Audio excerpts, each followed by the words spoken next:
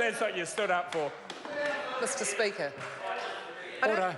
I don't know if The Honourable Ruth Dyson. I don't know if the member who's just resumed his seat is aware of this, but we have microphones in front of us, and there's a sound system throughout the whole building. There is no need to yell, Mr. Bennett. In fact, if your microphone was off, I'd still be able to hear you too much, to be honest. The arrogance of that member who thinks that he can come into this parliament and dictate which other parties are represented. That's right. It's called a general election. And enough people voted for New Zealand First that they are entitled to be here. All of us imagine how it would be if everyone else voted the same way as we wanted them to. But that is not democracy. We have a healthy democracy in New Zealand, and we end up with people in National, ACT, United, Greens, New Zealand First, Māori Party. Not all of us like it, but it makes for a healthy democracy. So put away the arrogance, Mr. Bennett, and think about what people outside in the real world actually voted for. And to have a lecture on racism and race relations from that member whose party paid for billboards that said iwi versus Kiwi. That's arrogance to a new level. Mr. Speaker, I think an increasing number of people are saddened by what they know and understand and see as growing inequality in our country. That's what we've seen every year for the last 8 years. For many New Zealanders, the dream that I grew up with, the Kiwi dream of being able to have a good education, get a job that paid properly, work hard and save and be able to buy a home of your own, that Kiwi dream that I thought everyone would be able to grow up with is just slipping away. Because over the last 8 years, house prices have gone up at a crazy level.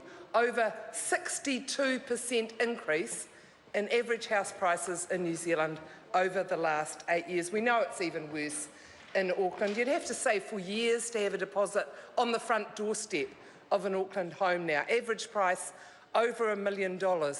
Other than high-income earners, which we all are in this House, how many people do we know that would just be able to get a job, work hard, save hard, and have a deposit on a $1 million home in Auckland?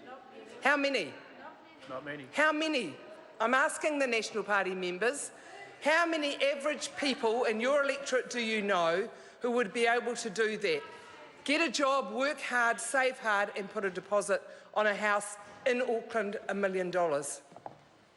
A lot of people now just have that Kiwi dream slipping away from them. And we know that the gap between those who have and those who haven't is getting bigger and bigger and bigger. Is that because people on low incomes are lazy?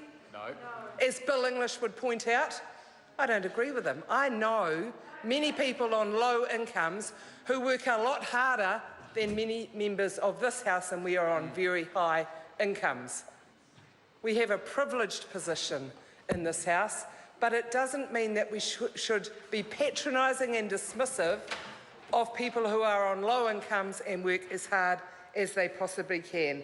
Mr. Speaker, if you look at every income group in New Zealand, for the lowest two income groups particularly, the people who earn less than most other people in New Zealand, every year the percentage of people in those two income brackets who pay more than a third of their income on housing costs has gone up.